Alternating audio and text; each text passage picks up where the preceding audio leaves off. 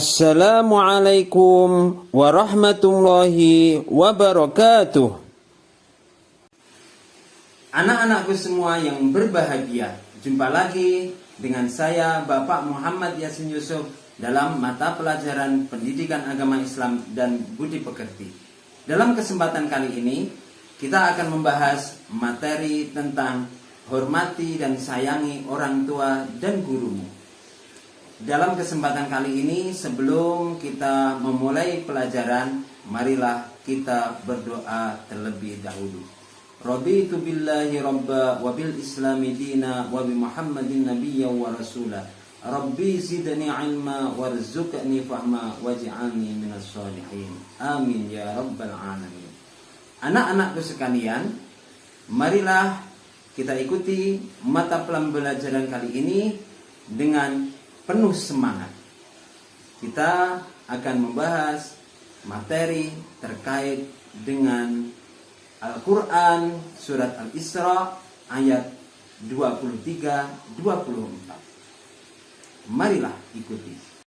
KD yang akan kita pelajari adalah menganalisis perilaku hormat dan patuh kepada kedua orang tua dan guru.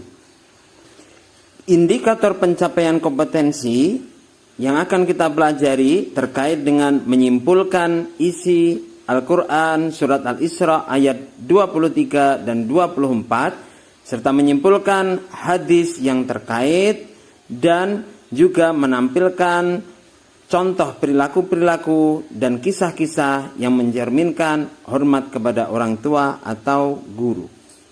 Marilah kita ikuti selanjutnya pembacaan surat Al-Isra ayat 23. Wa qadha rabbuka alla ta'budu illa iyyahu wa bil walidayni ihsana imma yablughanna 'indaka al-kibar أحدهما أو كلاهما فلا تقل لهما أف ولا تنهرهما وقل لهما قولا كريما. Anak-anakku sekalian yang berbahagia, bagaimanakah menurut kalian setelah membaca, mengartikan, dan memahami surat Al-Isra ayat 23 tadi? Anak-anakku yang berbahagia, bahwa terkait dengan materi yang kita pelajari dalam surat Al-Isra ayat 23 tadi dijelaskan bahwa sikap kita kepada kedua orang tua kita harus bersikap dengan baik. Fala taqul lahuma uffin wala tanharhuma wa qul lahuma qaulan karima. Janganlah kita sampai berani mengatakan kepada kedua orang tua kita uff atau atau kata-kata yang membuat hati orang tua kita sedih. Jangan sampai kita berani mengatakan seperti itu. Wala tanharhuma, dan janganlah kita membentak mereka. Wa kullahuma qaulan karima. Akan tetapi apa yang harus kita lakukan? Kita harus mengatakan, berkata kepada kedua orang tua kita qaulan karima, kata-kata yang baik, kata-kata yang membuat hati orang tua kita bahagia. Itulah yang harus kita lakukan. Anak-anakku sekalian yang berbahagia, marilah sekarang kita ikuti lanjutan dari ayat ini, yaitu surat Al-Isra ayat 24. Mari. واخفض لهما جناح الذل من الرحمة وقل رب ارحمهما كما ربياني صغيرا. Anak-anakku sekalian yang berbahagia, bagaimanakah setelah kalian membaca, mengartikan dan memahami surat Al-Isra ayat 24 tadi? bahwa dalam surat Al-Isra ayat 24 tadi dijelaskan kita harus senantiasa merendahkan diri kepada kedua orang tua kita, menghormati kedua orang tua kita, berbuat baik kepada kedua orang tua kita, dan hendaknya kita juga senantiasa mendoakan orang tua kita. Doakanlah orang tua kita dengan doa-doa yang sudah masyhur. Misalkan, Allahumma filli dhunubi wa liwalidayya warhamhuma kama rabbayani shaghira. Jangan lupa untuk senantiasa mendoakan kedua orang tua kita. Anak-anakku sekalian, kita lanjutkan pembahasan terkait dengan hadis-hadis hormati dan sayangi orang tua dan guru. Mari.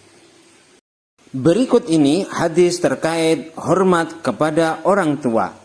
Sahabat Rasulullah bertanya, "Ya Rasulullah, amal apakah yang paling dekat kepada surga?"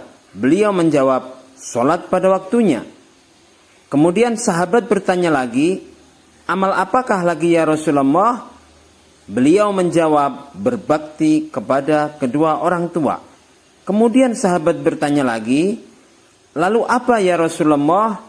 Maka Rasulullah menjawab, yang ketiga, jihad di jalan Allah.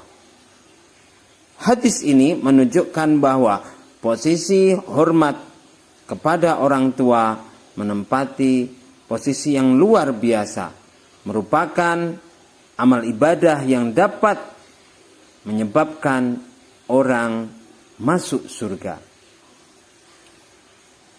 Dari hadis ini, maka hendaknya kita bisa hormat dan sayang kepada orang tua. Begitu juga dengan hormat dan sayang kepada guru, bahwa guru telah memberikan ilmu kepada kita. Fas'alu ahlal dzikri in kuntum la ta'lamun. Hendaknya kita bertanya kepada orang yang mengetahui jika kita tidak mengetahui. Siapakah dia? Dia adalah guru kita. Maka kita sebagai seorang murid wajib untuk hormat kepada guru yang telah memberikan ilmu kepada kita. Anak-anakku sekalian, kita lanjutkan materi ini untuk melihat kisah nyata dari seorang anak yang durhaka kepada kedua orang tuanya.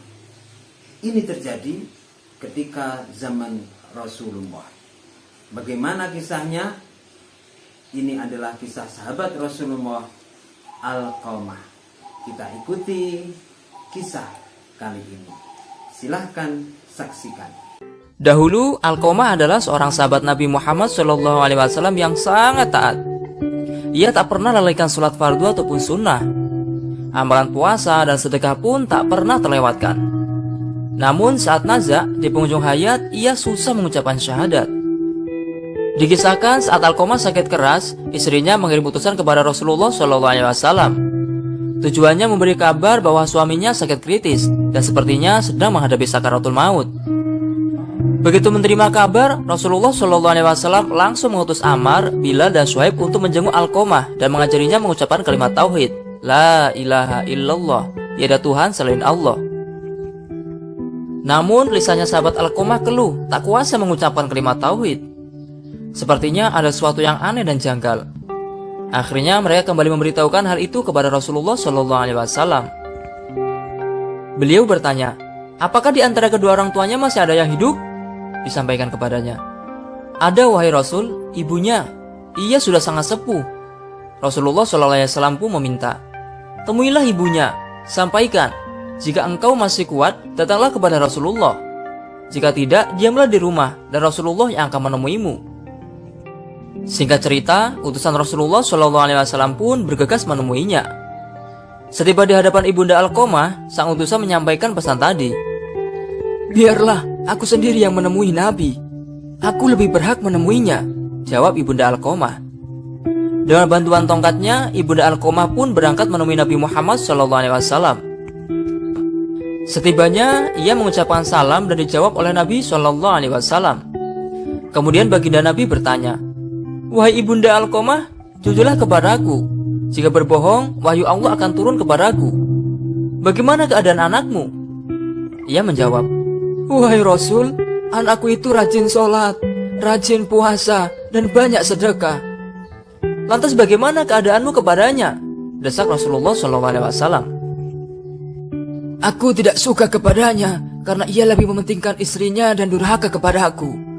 Berarti murka sang ibunda yang membuat Alqamah terhalang mengucapkan syahadat, ungkap Rasulullah SAW. Kemudian baginda Nabi SAW berkata kepada Bilal, hai Bilal, kumpulkanlah kayu bakar sebanyak-banyaknya. Untuk apa ya Rasul? Sela ibunda Alqamah, aku akan membakar Alqamah.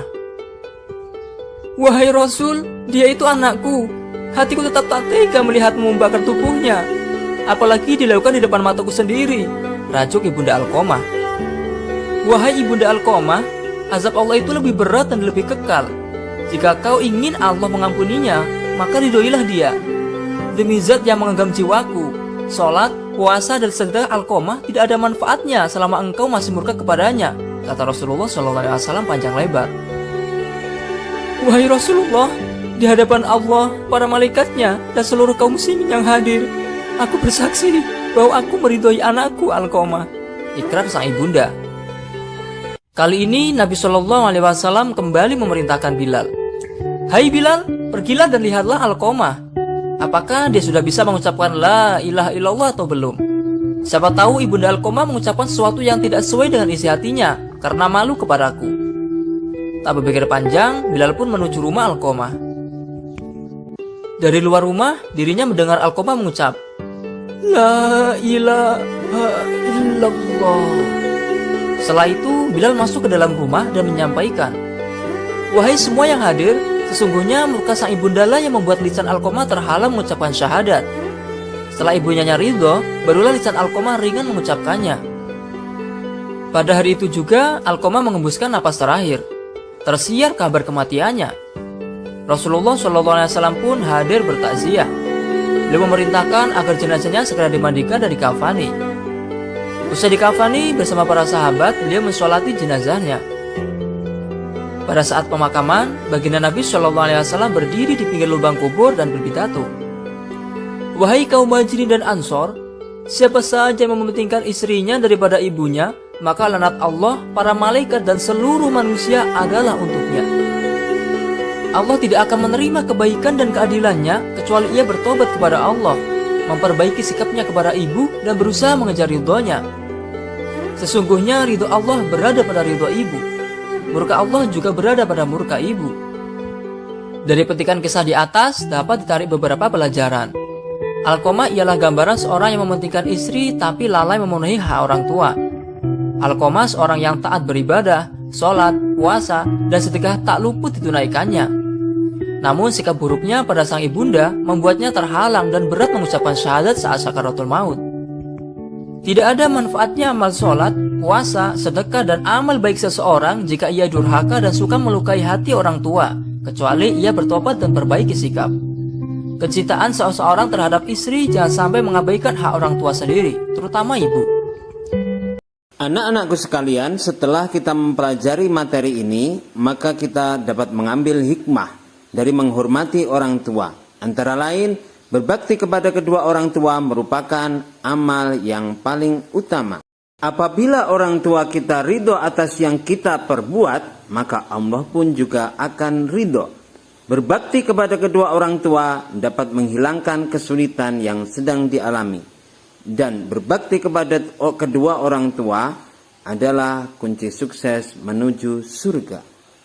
Sedangkan hikmah menghormati guru antara lain, ilmu yang akan dipelajari lebih mudah dipahami. Ilmu yang akan dipelajari lebih lama melekat atau lebih sulit lupa. Ilmu yang didapat akan menjadi berkah, mendapatkan pahala dan ridho dari Allah Subhanahu wa Ta'ala. Guru lebih mudah memberikan ilmu dan lebih ikhlas dalam mengajar. Oleh karena itu, marilah kita bersama-sama menghormati dan menyayangi orang tua dan guru. Terima kasih. Wassalamualaikum warahmatullahi wabarakatuh.